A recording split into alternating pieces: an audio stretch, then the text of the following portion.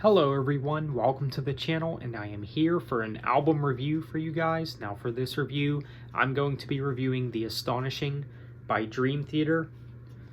Now, maybe some of you are wondering, of all the Dream Theater albums that you've decided to review now, why this album, The Astonishing? Well, because for a few reasons. One, this album recently celebrated its 5th anniversary this year, and also, this album is also regarded as Dream Theater's weakest album, or at least one of their weakest. So I figured that I would give you my opinion of this album, and I figured I would talk about this album with you guys. So yeah, the packaging, the album art, and everything, it looks good. I mean, this is very quality stuff here. It's a 2-disc set, so that's cool. So there you have it. The packaging and artwork and stuff, it all looks very good. But how is the music itself? Is the music itself anything worth writing home about? Is it good? Is it as bad as people are claiming it to be? Well, my answer to that in particular is no. I don't think this album is as bad as some people are making it out to be. I think this album is passable at best. I mean, it's not one of their best albums. I would agree that this is not one of Dream Theater's best. In fact, I agree that it's probably their worst album. But that doesn't mean that there's no redeeming factors of this album, all right? There's people that are acting like there's no good songs on this album or anything. Because I do think that there are some good songs. I mean, most of this album I don't return to, but it does have its redeeming factors. I mean, The Gift of Music, it's an alright song. It is a more, I guess, accessible type song. It's not bad. A Better Life, I think, is one of the better songs on the album.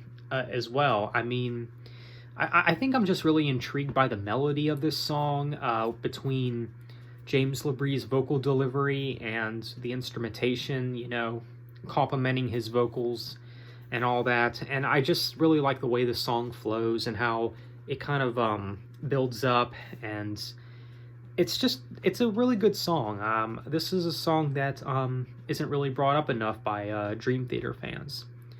You also got Brother, Can You Hear Me, which is not too bad. It's a pretty good song. It's not a song that'll, you know, impress you all that much, but I think it's all right.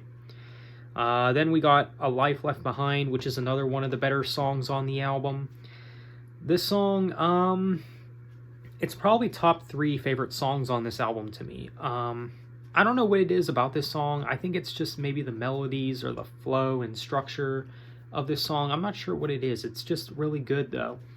Now, the intro to this song, before the verses start, definitely give me some Yes vibes. I don't know if I'm the only one that hears it.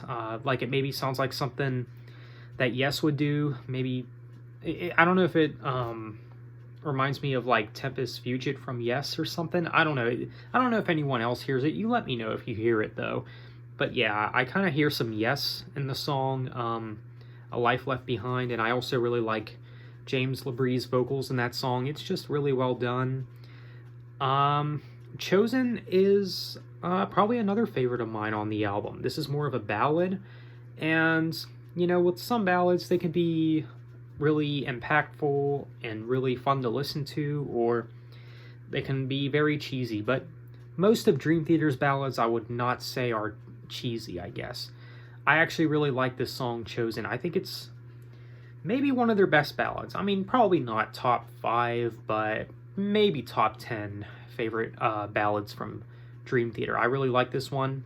I mean, James LeBrie and his vocal delivery, he just sounds like he's giving it his all in this song. It's really good, and of course the instrumentation that's going along with the vocals in the song, it's just really well done. But yeah, with this album, the first disc is definitely stronger than the second disc. I mean, the second disc only has really one song that I actually return to. Now, it's not to say that I return to it a lot or anything, but it's the only one that I really have any desire to go back to, and that is Our New World. I just really like the energy of this song. It's just fun, and it's a very fun song to listen to. So yeah, I mean, the second disc is definitely filler. I mean, this is a concept album if you didn't know. And, you know, what I would have done with this album, I mean, I would have. Man, there's really a lot that you could take out of this album. I mean, there really is. I mean, you can easily, you know, take out a lot of the tracks, because honestly, this album really does overstay its welcome. It has a ton of filler. What I would have done was just taken the best songs from each disc and just, you know, leave it at that, basically. There is some good songs on this album. I mean, I felt like this album definitely had potential, but it just ended up being their weakest album, to be honest.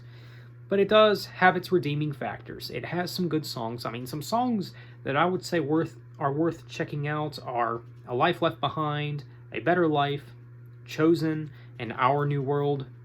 These are great songs. Definitely check them out.